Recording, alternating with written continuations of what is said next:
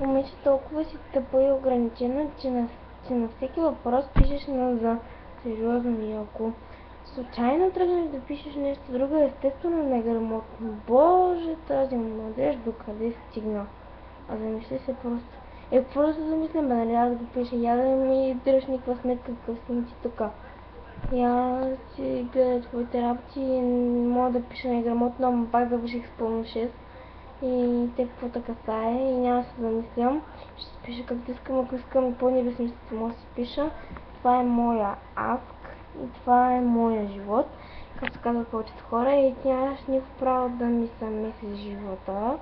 И какво да замислям, да си пиша неграмотно. Теб не те касае. И тъй, че или ще ми пишеш, пиши си някакви тъпки, аз ще отговарям. Да съм смотана като тебе. Мен не ми пречи. Ти какво знаеш? Нищо.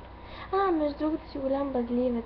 Що не мога да писа във Фейсбук, да ми го кажеш на живо или поне си признаеш кой си.